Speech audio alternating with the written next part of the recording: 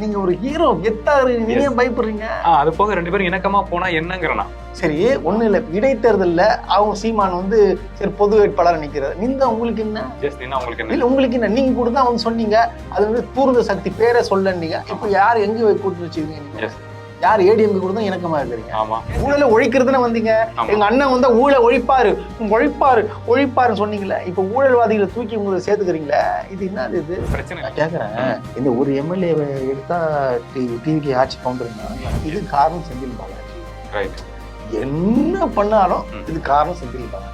சரி, செந்தில் பாலாஜி மிகப்பெரிய கேஸ் இதுக்குள்ள மறைஞ்சிருக்கு. ஆமா, நீங்க சினிமா கேமரா வச்சு இதை ஷூட் பண்ணீங்களா, கிரௌட் சேர்க்கணும், கேமரால காட்டணுங்கிறதுக்காக சார் லேட்டா வந்தாராங்கிற டவுட் எல்லாம் போயிட்டு இருக்கு. மக்களுக்கு இது தெரியும், விசாரணையில இருக்கு. அந்த விஷயத்தை அப்படியே மூடி மறைக்க பார்க்காதீங்க. சினிமா கேமரா அங்க இருந்துச்சா இல்லையாங்கிறதா மக்களோட கேள்வி.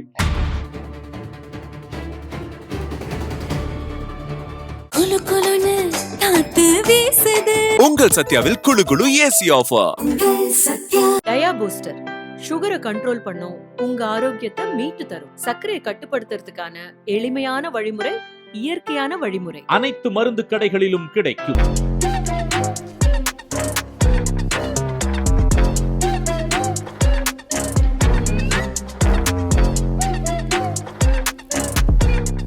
அனைவருக்கும் வணக்கம். வணக்கம் ப்ரோ. வணக்கங்க. வணக்கம். இப்ப பாத்தீங்கன்னா ஒரு மிகப்பெரிய பிரச்சனை போயிட்டு இருக்கு. எங்கன்னா தாவேக்காக்குள்ள, அதாவது டிவிக்கே விர்ச்சுவல் வாரியர்ஸ்குள்ள. ஓகே, என்ன பிரச்சனை தெரியுமா? எனக்கு எதுவுமே தெரியாதுங்க. பெரிய பிரச்சனைங்க. நின்னா நினைச்சுக்கிறீங்க அங்க, ஐயோ அவனால சாப்பிட விட முடியல. ஓகே, அப்படி என்ன? சாப்பிட முடியல, தூங்க முடியல. சரி, எது கத்தாலே இப்ப நினைச்சு வீடியோ போட்டு மீம்ஸ் கிரியேட் பண்ணி போட்டு இருக்காங்க. Okay okay. அது என்னன்னா, சீமான் வந்து முன்னாடி பாத்தீங்கன்னா ஒரு திருமணத்துல வந்து மு.க. ஸ்டாலின் சந்திச்சாரு, உக்காந்தாரு, நல்லா பேசினாங்க. அது ஒண்ணு. அப்புறம் பாத்தீங்கன்னா இப்ப உதயநிதி ஸ்டாலின் கூட நேத்து வந்து பார்த்து பேசிட்டாராங்க. சரி, அதனால என்ன சொல்லிட்டாங்க பாத்தீங்களா, எப்படி இங்க 2 பேரும் தான் கூட்டணி வைக்க போறாங்க. மறைமுக கூட்டணிங்க எல்லாம் வைக்க போறாங்க. பேச்சுவார்த்தை நடந்தது. எப்படி பாத்தீங்களா, இவ்வளவு எப்படி அந்யோன்யமா பழகுறாங்கல்ல, அண்ணன் தம்பிங்க மாதிரி பழகுறாங்கல்ல. இது பாத்தீங்களா, இப்போ நாம் தமிழர் தம்பிகளா பாத்துங்க, 2 பேரும் ஒண்ணு சேர்றாங்க. நான் கேக்குறேன், இவங்க 2 பேரும் ஒண்ணு சேர்ந்து பேசுனா உங்களுக்கு என்னன்ற நான். ஆமா, என்ன இல்ல என்ன சட்டையை பிடிச்சிக்கணும் உடனே பார்த்தோன்னே. இல்ல என்ன ஒண்ணு இல்ல, இவரு கூட தான் நாம் தமிழர் இருந்தாரு. ஆமா ஆமா. இப்ப எங்க மாறி உட்காந்துக்கிறாரு.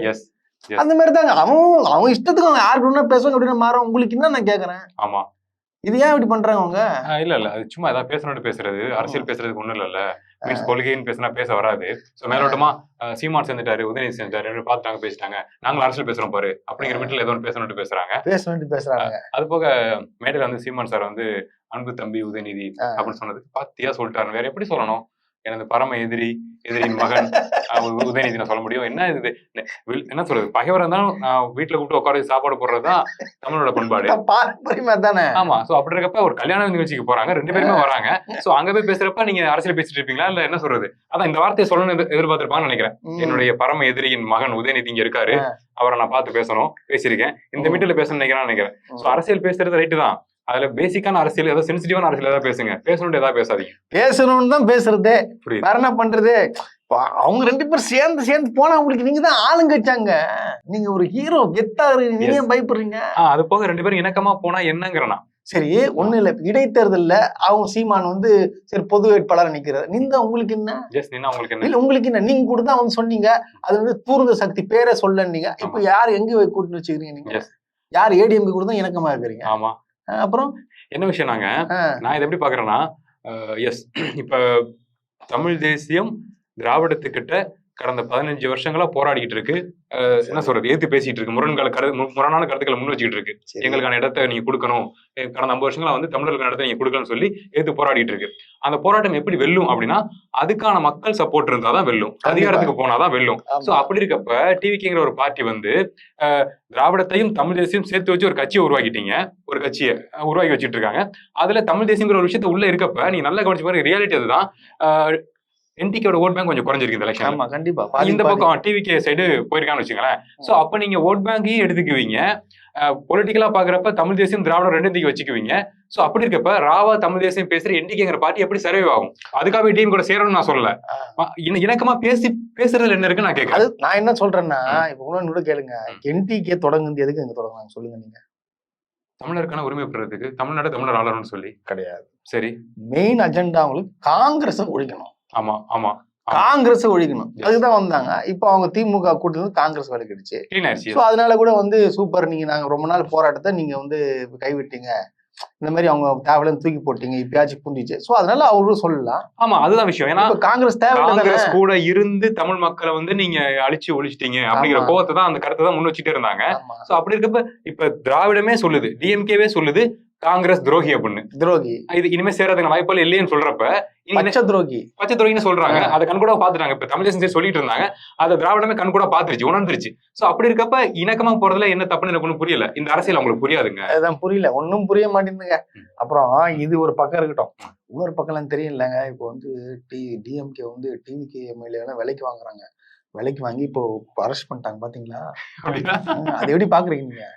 இல்ல அத இயல்பா ஏதாவது ஒரு விஷயம் பேசணுங்க. ஏன்னா இப்ப இயல்பா பேசலாம், தப்பே கிடையாது. ஏதாவது கற்பனை சித்தாந்தத்தின்படி ஏதாவது பேசிட்டு இருக்க கூடாது. ஏன்னா ஏடிஎம்கேல இருந்து வாங்கிக்கிட்டே இருக்கீங்க, நீங்க கண் கூட பாக்கணும், வாங்கிட்டே இருக்கீங்க, உருவிட்டே இருக்கீங்க. அதெல்லாம் வந்து கிடையாதுங்க, அதெல்லாம் வந்து அவங்களா வந்து சேர்றது. ஆனா நீங்க வந்து கூப்பிட்டீங்க, நீங்க வந்து கூப்பிட்டு அது வந்து குதிரை பேரும், அது தப்பு. அது என்னன்னாங்க, இந்த பால்லாம் கறப்பாங்கல பசுமாட்டுக்கு, அப்படி கறக்கிறப்ப கண்ணுக்கு கொஞ்சம் வச்சுட்டு கறக்கணும். கிடைக்குது சொல்லிட்டு கறந்து மாடை காலி பண்ணா கண்ணுக்குட்டியே இருக்காது. சோ அப்படி இருக்கப்ப ஏடிஎம் ஜெயிச்ச கட்சிக்கு ஓடி வரதாங்க பாப்பாங்க மெஜாரிட்டி பேரு. ஆனா அந்த கட்சிக்கு ஒரு நியாய தர்மங்கள் இருக்கு. ஒரு கட்சி சர்வே ஆகணும் அப்படின்னா அது எப்படி எம்எல்ஏக்களா வராங்க? எஸ், முழுக்க முழுக்க எம்எல்ஏ இருக்கு. எம்எல்ஏ கரெக்டா வருது. அந்த அந்த நம்பர்ஸ் பாத்தீங்கன்னா 108ல இருந்து கரெக்டா 118 வரக்கூடிய அத்தனை இதுவும் வருது. எப்படி இது கரெக்டா வருது? அதுவும் வர்றவங்க எல்லாருமே முழுக்க முழுக்க என்ன சொல்றது, குற்ற பின்னணி கொண்ட நபர்களா இருக்காங்க. கேஸ் போயிட்டு இருக்கு. சோ நீங்க வந்து தீய சக்தின்னு சொன்னீங்க, தூர சக்தின்னு சொன்னீங்க, தேராத சக்தின்னு சொன்னீங்க. அவங்க கிட்டே இருந்து எடுத்து அந்த ஆட்களை எடுத்து நீங்க உங்க கட்சியை சேர்த்து சொல்றீங்க. அடுத்தது முன்ன சொன்னார், முக்கியமான பாயிண்ட விட்டீங்களே, சொல்லுங்க. அதாவது ஊழல் செஞ்சவனை விட மாட்டோம், ஊழல் செஞ்சவனை விட மாட்டோம், தொட்டால விட மாட்டோம், இதுக்கு மேல தொட்டு முடிச்சவனு விட மாட்டோம் சொன்னீங்களா? இப்போ இவங்களாம் யாரு? ரொம்ப சிம்பிளான ஒரு கேள்வி டிவி நண்பர்கள். இவங்களாம் யாரு? இவங்களாம் யாரு? அதான் கேட்க வரேன். விஜயபாஸ்கர் ஐயா, இப்ப 2 விஜயபாஸ்கர் வந்து 2 விஜயபாஸ்கர் வந்து கட்சியில சேர்ந்திருக்காங்க.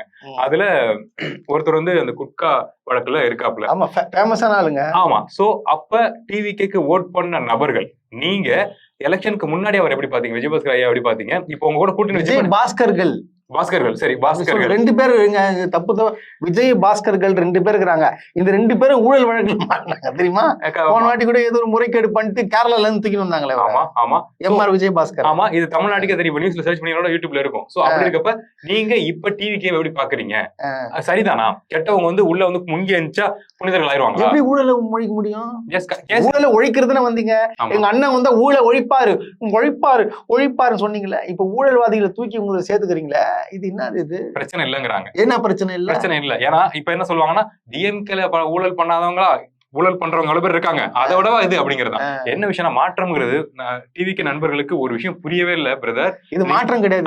நீங்க எந்த மாற்றத்துக்கு ஓட் பண்ணீங்கன்னு தயவு செஞ்சு ஓட் பண்றதுக்கு முன்னாடி ஃபர்ஸ்ட் என்ன யோசிச்சு ஓட் பண்ணீங்க? டிஎம்கே வந்து லஞ்சம் ஊழல் பெருகி போச்சு, அதனால மாற்றா ஒரு அண்ணன் வராரு, உங்க அண்ணன் வராரு, உங்க தலைவர் வராரு, நீங்க ஓட் பண்ணீங்க சரியான ஒரு ஆட்சி அமையணும்னு. ஆனா அவங்க உங்களை எப்படி கொஞ்சமா மேனுபுலேட் பண்ணி முழுக்க அதே செட் ஆஃப் ஆபத்தான மனிதர்கள், லஞ்சம் ஊழல் செஞ்ச மனிதர்கள் உங்க கட்சிக்குள்ள சேர்த்துக்கிட்டு, ஆபத்தான மனிதர்கள் உண்மைதான் சேர்த்துட்டு டிவிக்கே ஆபத்து உங்களுக்கு தெரியும் கொஞ்ச நாள்ல. சோ அப்படி இருக்க தெரியதான் போகுது. சோ அப்படி இருக்கப்ப உங்களை எப்படி மாத்திட்டாங்க பாருங்களேன். ஒரு தூய ஆட்சி வேணும்னு சொல்லி ஒரு முகமா இருந்து உங்க ஓட்டை வாங்கிட்டு இப்ப நீங்க இன்டர்நெட்ல என்ன பண்ணிட்டு இருக்கீங்க? ஈவன் எங்க மாதிரி கருத்து சொல்ற நபர்கள்ட்ட நீங்க எப்படி டிஃபெண்ட் பண்றீங்க? அசிங்கமா பேச தீய சக்திக்கு நீங்க சப்போர்ட் பண்ண ஆரம்பிச்சிட்டீங்க. கண்கூடா அந்த மாற்றத்தை நீங்க உணர்றீங்களா? தயவு செஞ்சு கொஞ்சம் சென்சிட்டிவா யோசிச்சு பாருங்க. மாற்றம் சொல்லி நீங்க ஓட் பண்ணதுக்கும் இந்த 50-60 நாள்ல நடந்த மாற்றத்துக்கும் உங்களுக்குள்ள நடந்த மாற்றத்தை நான் கேட்கிறேன். தப்பு செய்யற நபர்களுக்கு நீங்க சப்போர்ட் பண்ண ஆரம்பிச்சிட்டீங்க. மீன்ஸ் டிஎம்கே தப்புன்னு சொல்றீங்கிறது ஓகே, ஆனா அந்த தப்பு நாங்களும் தான் செய்வோங்கிற மோடுக்கு நீங்க மாறிட்டீங்க. உங்களுக்கு புரியுதா? புரியும். அப்புறம் பாத்தீங்கன்னா இப்போ இன்னொரு விஷயத்த கேளுங்க. இப்ப அந்த ஊத்தாங்கரை எம்எல்ஏ இளையராஜன் ஒருத்தர் இருக்கார். அவர் வந்து பாத்தீங்கன்னா இப்போ 234 பேரை வந்து அறிவிச்சார்ல இப்ப விஜய். ஆமா, அந்த அறிவிச்ச பேர்ல ஊத்தாங்கரை வந்து வேற ஒருத்தருக்கு ராஜேஸ்வரன்ற வேற பேரு தான் இருக்கு. சரி சரி இளையராஜான்ற பேரே கிடையாதுங்க. சரி சரி சரி ஏங்க அந்த ஏ ஃபார்ம் அந்த பி ஃபார்ம் ஒண்ணு இருக்குமா, ஆமா. அந்த ஃபார்மே ஒரு கையெழுத்து போட்டு கொடுத்திருக்காரு. சரி இந்த மாதிரி யார் நிக்க போறாங்களோ அவங்க கிட்ட தான் கொடுத்திருக்காரு. அவர் போட்டோ எல்லாம் இருக்கு. ஓகே ஏன் அவங்களுடைய இணையதளத்துல, அதாவது பாத்தீங்கன்னா அந்த டிவிகே உடைய வெப்சைட், ஆமா அந்த வெப்சைட்லயும் பாத்தீங்கன்னா அவர் பேர் தான் இருக்கிற, இளையராஜா பேர் கிடையாது. சூப்பர் இப்போ எப்படி மாறி இருந்து விசாரிச்சு பார்த்தா, இவர் இளையராஜான்றவர் பாத்தீங்கன்னா ஏடிஎம்கேல வந்து சீட்டு கேட்டு ஊத்தாங்கரை தொகுதியில சரி அவருக்கு தெரியல, அவரு சோர்ந்து போனோன்னு அது பாத்தீங்கன்னா இவர் என்ன பண்றாரு, இளையராஜாவே என்ன பண்றாரு, அவங்க மாவட்ட செயலரை சந்திச்சு இந்த மாதிரி வந்து நான் வந்து நிக்கிறேங்க, நான் இவ்வளவு செலவு பண்ணிருக்கேன், நான் இவ்வளவு செலவு பண்ணேன்னு சொல்லி உடனே என்ன பண்றாங்க, அங்க போட்டாங்க பார்த்து இளைஞரணி ஆமா அவரை தூக்கிட்டு சரி இவரை போட்டுக்கிறாங்க இளையராஜாவை. ஓகே இது விஜய்க்கு தெரியுமான்னு தெரியல. ஓகே ஆனா என்ன பண்றாங்கன்னா இப்போ வந்து இந்த எம்எல்ஏவை ம். 35 கோடி கொடுத்து வாங்க பாக்குறாங்க, டிவிக்கு ஆட்சி கோக்க பாக்குறாங்க. எப்படி இப்போ திருப்பி நம்பிக்கையில தீர்மானம் எடுப்பாங்களா 6 மாசம் கழிச்சு, ஆமா, ஆமா. அதுக்கு முன்கூட்டியே வந்து பிளான் பண்ணி எப்படி Okay. ஆ. முன்கூட்டியே பிளான் பண்ணி இப்ப காசு கொடுத்துக்கிறாங்க. ஆ. நான் கேக்குறேன், இந்த ஒரு எம்எல்ஏ எடுத்தா டிவிக்கு ஆட்சி கவுந்துருமா? எஸ் எஸ் ஏங்க ஒரு 40 எம்எல்ஏ தேவைப்படுதுங்க ஆமா. சட்டப்படி. உறுதியா உறுதியா உறுதியா இது எப்படி இது அது போக பிராக்டிகலாவே நம்ம பேசலாம். ம். 35 கோடிங்கிறது ஒரு எம்எல்ஏக்கு ரொம்ப ரொம்ப கம்மி இப்ப இருக்க நிலைமைக்கு. ஆமா. 35 கோடிங்கிறது ஒரு கணக்கே கிடையாது. கிட்டத்தட்ட 50 கோடிக்கு மேல கொடுத்து வாங்கலாம் மினிமம் நான் சொல்றேன். ஆமா. சோ அப்படி இருக்க 35 ரொம்ப லோவா இருக்கு, ஏற்றுக்கொள்ளக்கூடியதாவே இல்ல. இப்ப நீங்க சொன்ன இந்த விஷயத்தை மேனேஜ் பண்றதுக்கான ஒரு வேலை மாதிரி தெரியுது. ஆமா, அது போக பாத்தீங்கன்னா இது கேளுங்க, என்னென்ன சொல்றாங்க, இது காரணம் செந்தில் பாலாஜி. ரைட் என்ன பண்ணாலும் ம். இது காரணம் செந்தில் பாலாஜி, சரி செந்தில் பாலாஜி, செந்தில் பாலாஜி. அதாவது ஒரு நியூஸ் ஆங்கரு ம். என்ன பேசுறாங்கன்றது நீங்க பாருங்களேன். ஓகே கவிழ்க்க நடந்த குதிரை பேர விவகாரத்தில் செந்தில் பாலாஜியின் சகோதரர் தற்போது வரை காவலர்கள் கண்ணில் சிக்காமல் டிமிக்கி கொடுத்து வரும் நிலையில் அண்ணன் தம்பி ஆகிய இருவருக்கும் லுக் அவுட் நோட்டீஸ் அனுப்பி அவர்கள் வெளிநாடு தப்பிச் செல்லாதவாறு நேக்காக லாக் செய்துள்ளது காவல்துறை. இது நியூஸ் அது. தொலைக்காட்சி இது நியூஸ் ம். நினைக்கிறேன். இது இந்த ஆங்கருடைய பேச்சுக்கள் எல்லாம் பார்த்தா ரொம்ப அருமையா இருக்கு. டிமிக்கி டிமிக்கி உங்களுக்கு இதுல வாய்ஸ்ல பரம விஜய் ரசிகர் போல, விஜய் ரசிகர். அதுக்காக என்ன பேசணும் ஏது பேசணும்னு சொல்லிட்டு தெரியல. அதாவது காவல்துறை தெளிவா வந்து சொல்லிக்குது, கோர்ட்டை பார்த்து நாளைக்கு, அது திங்கட்கிழமை இன்னைக்கு தான் ஆஜராகணும்னு சொல்லிக்குது. ஆமா இவங்க வந்து என்ன சொல்றாங்க, டிம்மிக்கு கொடுத்துட்டாங்க, இன்னைக்கு 2 பேருமே ஆஜராக போறாங்க. எஸ் இன்னும் ஏன் இந்த மாதிரி போய் குற்றச்சாட்டு, என்ன நியூஸ் மக்கள் முன்னாடி எதிர்கட்சியை வந்து பண்ணா சொல்றது பண்ணு டிமிக்கி டிமிக்கிங்கிற வார்த்தை மக்கள் சிரிச்சிருவாங்கல்ல, எதிர்கட்சியை பார்த்து மக்கள் சிரிச்சிருவாங்கல்ல. ஒரு மனிதனை ஏளனமா பேசுறீங்களா? ஏளனமா பேசுறது, எதிர்கட்சியை வந்து டவுன் பண்றது, ஒரு சின்ன வார்த்தை மூலமாவே நீங்க ஏளனமாக்கிறது. ஏன் அப்படின்னாங்க, இப்ப கட்சியோட தலைவர், டிவிகேவோட தலைவர் சாரும் வந்து நாகரிகமா பேசுறது கிடையாது. மரியாதைக்குரிய அமைச்சர் ஆதவஜனா சாரும் மரியாதையா பேசுறது கிடையாது. அதே மாதிரி கட்சி தொண்டர்களும் மரியாதையா பேசுறது கிடையாது. சப்போர்ட் பண்ற இவங்களும் நியூஸ்ல பேசுறாங்க பாத்தீங்களா, இவங்களும் மரியாதை கொடுத்து பேசுறது கிடையாது. சோ அடிப்படையில யாருமே மரியாதை கொடுத்து பேசுறது இல்ல. எஸ் டிமிக்கி டிமிக்கி எஸ் மிகப்பெரிய, அதாவது உலகத்திலே இப்படி ஒரு நியூஸ் ஆங்கர் நாங்க பார்த்தது இல்ல. மிகப்பெரிய வார்த்தைகள், மேலும் புதுமையான வார்த்தைகள் எல்லாம் போடுங்க, ரசிக்கும்படியான வார்த்தைகள் போடுங்க. அது என்ன சொல்றது, வேற என்ன சொல்றது, நம்ம என்ன சொல்றதுன்னு தெரியல. அடிப்படை நாகரிகம் மனித மாண்புன்னு ஒண்ணு இருக்கு. மாண்பே கிடையாது. நம்மளும் பேசலாம், வாய்ப்பு இருந்தா பேசலாம், வாய் திறந்தா பேசலாம், எல்லா வாயிலையும் வார்த்தைகள் வரும். ஆனா மாண்புன்னு ஒண்ணு இருக்கு, செய்த தொழிலுக்கு உண்மையா இருக்கணும். இந்த டிமிக்கி இமிக்கிங்கிற வார்த்தையெல்லாம் தாராளமா நீங்க பேசுங்க, தப்பு கிடையாது. ஆனா எல்லாம் டிஜிட்டலா பதிவாயிட்டு இருக்கு, மக்கள் பாத்துக்கிட்டு இருக்காங்க, பாத்துட்டு இருக்காங்க. இப்போ இதை விட்டுங்க, இந்த பக்கம் வச்சிருக்கேன் டிமிக்கா. இல்ல எனக்கு இதை பார்த்துட்டு இருக்கிறாங்க, நான் பார்த்ததே இல்லைங்க, இப்பதாங்க பாக்குறேன். பாத்தீங்களா, நியூஸ் ஆங்கர் வந்து நியூஸ்ல நீங்க ஒரு முக்கியமான நியூஸ் ஆங்கர் அவங்க. ஆமா டிமிக்கிங்கிறீங்க நீங்க. டிவி கேட்கணும்னா வந்து உணர்ச்சி வசப்படுறவங்க, அந்த மாதிரி ஆளுங்க இவங்க எல்லாம். அது பாருங்க, நியூஸ் ஆங்கர், நியூஸ் நடுவில் தானே. எஸ் நடுவுல டென்ஷன் ஆகுது எனக்கு வந்து, வேற என்ன சொல்றதுக்கு இல்ல. இப்போ இது ஒரு பக்கம் இருக்கட்டும், இந்த பக்கம் பாத்தீங்கன்னா கரூர் சம்பவம். அந்த கரூர் சம்பவத்துல கிட்டத்தட்ட 41 பேர் இறந்தாங்கன்றது உங்களுக்கு தெரியும் இல்லையா? இப்ப ஆதவர்ஜனா வந்து அதுக்கு என்ன சொல்லியிருக்காரு, அதுக்கு உங்களுக்கு தீர்த்து என்னமோ என்ன சொன்னாப்புல, அது வந்து ஒரு கணக்கு தீக்கணும், உங்களுக்கு கணக்கு தீக்கணும். அசிங்கமா இருக்கு பிரதர், ரொம்ப அசிங்கமா இருக்கு. கணக்கு தீக்கிறது சினிமா நடந்திருக்கு, சினிமா போயிட்டு இருக்கா உங்களுக்கு தமிழ்நாட்டுல, கணக்கு தீக்கிறீங்களா? இல்ல என்ன நடந்துச்சு, அது கூட்டம், உங்களை பார்க்க வந்த கூட்டம் இறந்து போயிட்டாங்க. அது கணக்கு தீக்கிறது என்ன, கணக்கு தீக்கிறது என்ன தீக்கிறது? அப்ப தீருங்க, நீங்க உடனே கேஸ் போட்டு யார் குற்றவாளின்னு கண்டுபிடிங்க, நீங்க கண்டுபிடிங்க, கேஸ் ரீஓபன் பண்ணுங்க. வீடியோ ஆதாரம் உங்ககிட்ட இருக்குல்ல, எல்லாமே இருக்கு, நீங்க தானே ஆட்சியில இருக்கீங்க, ரீஓபன் பண்ணுங்க கேஸ பிரதர். மிகப்பெரிய கேஸ் இதுக்குள்ள மறைஞ்சிருக்கு. ஆமா, நீங்க சினிமா கேமரா வச்சு இதை ஷூட் பண்ணீங்களா, கிரௌட் சேர்க்கணும், கேமரால காட்டணுங்கிறதுக்காக சார் லேட்டா வந்தாராங்கிற டவுட் எல்லாம் போயிட்டு இருக்கு. மக்களுக்கு இது தெரியும், விசாரணையில இருக்கு. அந்த விஷயத்தை அப்படியே மூடி மறைக்க பாக்காதீங்க. சினிமா கேமரா அங்க இருந்துச்சா இல்லையாங்கிறதா மக்களோட கேள்வி. கேமராக்கு கிரௌட் அதிகமா வரணும், அதனாலதான் விஜய் சார் லேட்டா வந்தாராங்கிற கேள்வி மக்களுக்குள்ள இருக்கு. அதை நீங்க மறைக்க பாத்தீங்கன்னா இதை விட மக்களுக்கு நீங்க செய்யற துரோகம் வேற எதுவுமே கிடையாது. அதை விடுங்க, இது இன்னொரு விஷயத்த கேளுங்க. இந்த 41 பேரையும் விஜய் முதலமைச்சர் அவர்களும் சந்திக்க போறாரு. எப்ப? இப்ப 18ஆம் தேதி சந்திக்க போறேன்னு சொல்லிட்டு தகவல்கள் வந்துட்டு இருக்கு. சந்திக்க போறாராம். அதுக்கான இதெல்லாம் பாத்துட்டு இருக்காங்க. உள்ள 41 பேருக்கும் வந்து அரசு பணி வந்து கொடுக்க போறாங்க. 41 குடும்பத்துல இருக்கவங்க குடும்பத்துல ஒருத்தருக்கு அரசு பணி கொடுக்குறாங்களாம். இது வந்து எப்படி பாக்குறீங்க? ஏன்னா பாத்தீங்கன்னா இளைஞர்கள்லாம் இப்ப கொந்தளிச்சு எழுதுறாங்க. ஏங்க அவங்கன்னா வந்து நாட்டுக்கு தியாகம் பண்ணாங்களா, என்ன பண்ணாங்க? உங்களை பார்க்க தானே வந்தாங்க, இவங்களுக்கு எப்படி அரசு படிக்க கொடுக்குறீங்க? அப்ப எங்களை மாதிரி 41 பேர், இதுல வந்து 40 பேர் கொடுக்கனால 40 பேர் படித்த இளைஞர்கள் வந்து வேலை வாய்ப்பு எடுக்கிறாங்களே. இதெல்லாம் கஷ்டப்பட்டு படிச்சு இடஒதுக்கீடு மூலியமா வந்து வேலை வாங்குறோம். இப்ப அந்த வேலையை நீங்க கொடுக்குறீங்கன்னா என்ன, எதுக்கு நீங்க கொடுக்குறீங்க? அவ்வளவு நீங்க சம்பாதிக்கிறீங்க, 200 கோடி 300 கோடி சம்பாதிக்கிறீங்களா? அந்த 200 கோடி 250 கோடியா கொடுக்குறீங்களா? அதை நீங்க ஷேர் பண்ணி டிவைடட் பை 41 போட்டு பிரிச்சு கொடுங்க. தாராளமா கொடுக்கலாம். கரெக்ட் தானங்க? தாராளமா கொடுக்கலாம். அரசு வேலை எதுக்கு கொடுக்குறீங்க? எனக்கு அடிப்படையில் கேள்வி இருக்கு. டிவிக்கே நண்பர் ஒருத்தர் வந்து கவர்மெண்ட் எக்ஸாம் ப்ரிப்பேர் பண்றாரு. சரி, இப்படி சார் சொல்றதை பத்தி மீன்ஸ் இப்ப வந்து 40 பேருக்கு அரசு வேலை உண்டு அப்படிங்கறத பத்தி டிவிக்கேல கவர்மெண்ட் எக்ஸாம் ப்ரிப்பேர் பண்ற நபர்கள் நீங்க என்ன நினைக்கிறீங்க? கொடுக்க சொல்றீங்களா நீங்க? இல்ல பல நாட்கள நீங்க வந்து எம்ப்ளாய்மெண்ட்ல பதிவு பண்ணிட்டு வெயிட் பண்ணிருப்பீங்க, அவங்க என்ன நினைக்கிறீங்க? இது எப்படி நான் பாருங்க பிரதர், ஏதோ நம்ம வந்து இழந்த மக்களுக்கு, உயிரிழந்த மக்களுக்கு இதை செய்யாதீங்கன்னு சொல்லி எதிர்த்து பேசுற மாதிரி கன்வே ஆகுது பாருங்க. திருப்பி பாருங்க, நாங்க சொல்றது அரசு நிவாரண உதவிகள் தாராளமா செய்யட்டும், அது பிரச்சனையே கிடையாது. ஆனா மீன்ஸ் மாசம் கூட காசு கொடுக்கணும், பிரச்சனை இல்ல. கவர்மெண்ட் ஜாப்ங்கிறது எதுக்கு ஏதாவது பேலன்ஸ் ஆகுது. அடிப்படையிலேயே அந்த இழப்பு நடந்திருக்கவே கூடாது, அது கொடூரம். அதுக்கான காரணம் யாருங்கிறது கூடிய சீக்கிரம் தெரிய வரும். இல்ல இப்போ 41 பேருக்கு நீங்க வந்து வேலை வாய்ப்பு கொடுக்குறீங்களே, இப்போ வந்து பாத்தீங்கன்னா இது வந்து சாட்சி அழிக்கிற மாதிரி இல்ல. இப்போ சிபிஐ விசாரணை இருக்கு. ஒரு விசாரணை இருக்கிற ஒரு விஷயத்த வந்து எப்படி நீங்க அந்த மக்களை சந்திச்சு, அவங்க தாங்க பாதிக்கப்பட்டவர்கள், அவங்க ஒரு சாட்சி சொல்ல விடாத பண்றீங்களா? இது கோர்ட்டு என்ன பண்ணுது எனக்கு தெரியல. எப்படி இது கொண்டு போறாங்க? இது பண்ணலாமா? அது இல்ல, எனக்கு பாசிபிள் லீகலா தெரியல. எனக்கு லீகலா கரெக்டா தப்பா தெரியல. சந்தேகங்கள் எனக்கு இருக்கு. நானே தெரிஞ்ச சர்க்கிள் கேட்டுட்டு அடுத்த வீடியோ நம்ம தெளிவாக கொஞ்சம் பேசலாம். ஆனா ஸ்டில் இந்த வேலை நீங்க செய்றீங்கல்ல, கவர்மெண்ட் ஜாப் அப்படி விஷயத்தை எடுத்து வைக்கிறது அப்படிங்கிறது, நீங்க உங்க அரசை காப்பாத்திக்க பாக்குறீங்க, மக்கள்கிட்ட உள்ள இந்த ஹீட்டை குறைக்க பாக்குறீங்க. அடிப்படையிலேயே பிரதர் சம்பவம் நடந்து போய் இழப்பு நடந்து போச்சு அப்படின்னா அடிச்சு பிடிச்சி 2-3 நாள் நம்ம போயிருவோம் பிரதர். நம்ம சொந்தக்காரங்க கூட நம்ம போயிருவோம் பிரதர், ஒரே நாள் போய் ஆகணும் பிரதர்.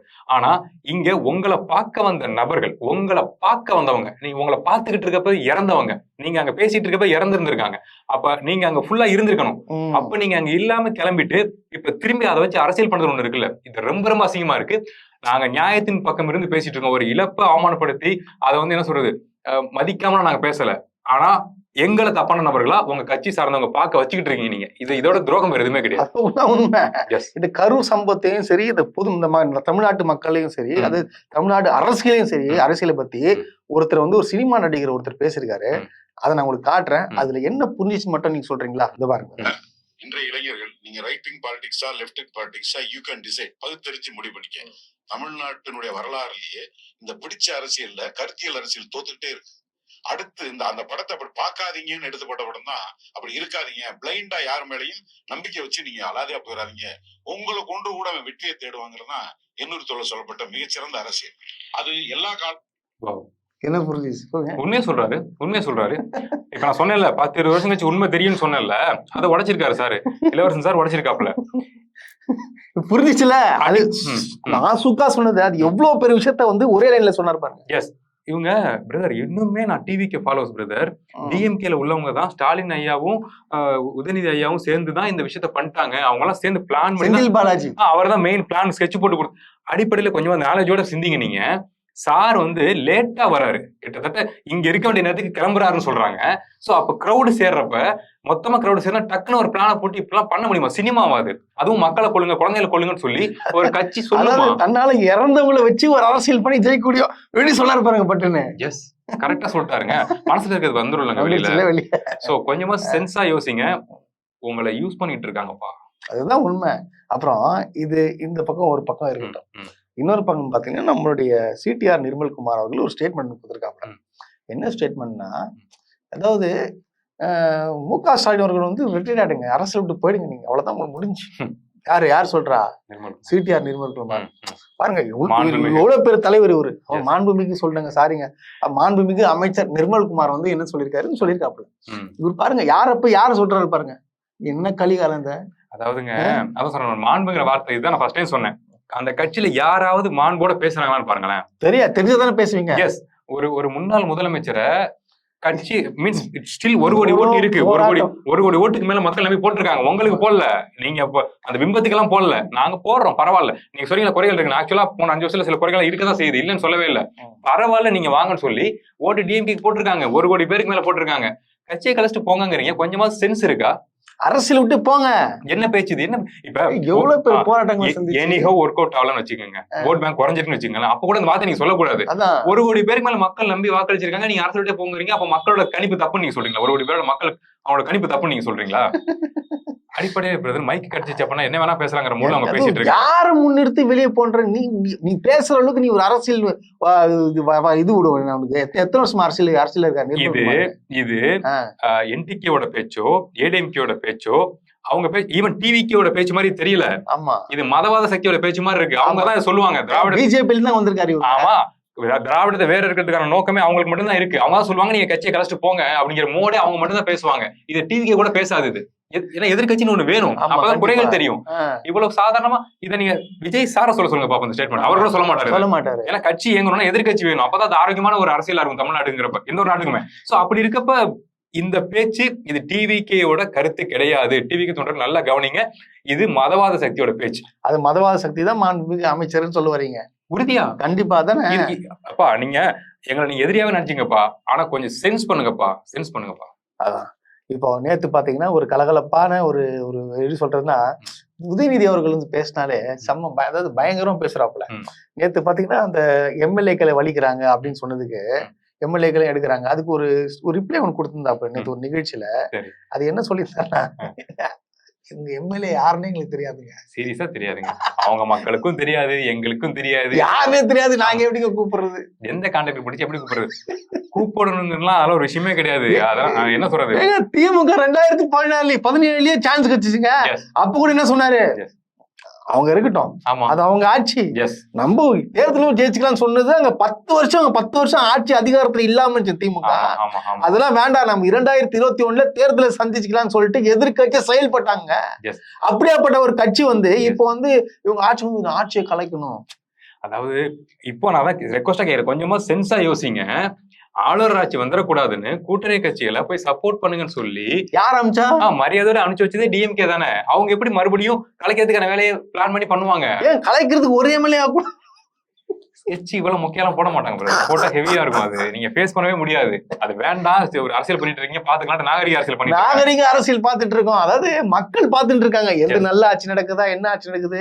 அது தவறான பேச்சுவார்த்தைகளை குறைக்கணும். அதெல்லாம் அசிங்கமா பேசிக்கணும், ஒரு மரியாதை எல்லாம் பேசிக்கணும், ஒரு மாண்பு எல்லாம் பேசிக்கணும். என்னமோ இவங்கதான் அப்படியே தமிழ்நாட்டுக்காக பாடுபட்டு அப்படியே வந்து மக்கள் தேர்ந்தெடுக்குங்க. இதெல்லாம் வந்து ஒரு அலை, உண்மையான ஒரு அலை. சிம்பிளுங்க, சிம்பிள். மக்களுக்கு என்ன நடக்குதுன்னு புரிஞ்சு போச்சு. ஈவன் நான் சொல்றது டிவிக்கு ஓட் பண்ண மக்களுமே தெரிஞ்சு போச்சு. ஆஹா, மாற்றுங்கிற பேர்ல ஓட்டை வாங்கி ஏமாத்தி விட்டாங்கிறது மக்களுக்கு தெரிஞ்சு போச்சு. அது 100% உண்மை. நான் ஃபேக்ட் செக் பண்றேன், எனக்கு தெரியும். நான் கேட்கிறேன், காதால கேட்கிறேன். இவங்க அரசியல், இந்த டிவிக்கு தொண்டர்கள் இருக்காங்க, ரசிகர்கள் இருக்காங்கல்ல, அவங்களுக்கு அரசியல் பேசுறதுக்கு டிஸ்ட்ராக்ட் பண்றதுக்கு ஒரு சின்ன மாற்றம் இப்ப நம்ம ரெக்வஸ்டா கேட்கறோம்ல, கொஞ்சம் சென்ஸ் பண்ணுங்கன்னு.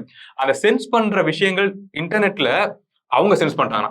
நம்ம ஆட்கள் வந்து டிவிக்கு தொண்டர்கள் வந்து அரசியலை சென்ஸ் பண்ண ஆரம்பிக்கிறாங்க, நம்ம கட்சிக்குள்ள சிக்கல் இருக்குங்கிறத சென்ஸ் பண்ண ஆரம்பிக்கிறாங்கிற டேட்டா அங்க போச்சுன்னா அவங்களை ஏமாத்துறதுக்கு, அவங்க தீனி போடுறதுக்கு ஏதாவது ஒரு விஷயத்த சொல்லி அவங்களை ஏமாத்துறாங்கப்பா. அதுதான், அதெல்லாம் புரியாது, கொஞ்சம் கூட சிந்திக்க மாட்டாங்க. தயவு செய்து சிந்திங்க. நீங்க சப்போர்ட் பண்ணிக்கிட்டே சிந்திங்களேன், சப்போர்ட் பண்ணிக்கிட்டே சிந்திங்க. இப்போ சரி, எல்லாம் முடிஞ்சிச்சு. என்னடா அது நீங்களும் யோசிப்பீங்க, ஏன்னா அந்த பாலியல் குற்றம் பெண்களுக்கு எதிரான ஒண்ணு நடக்கலையா இன்னைக்கு அப்படின்னு சொல்லிட்டு யோசிப்பீங்க. ஆமா, கண்டிப்பா இருக்குங்க. இந்த வீடியோவை நீங்க பாருங்க.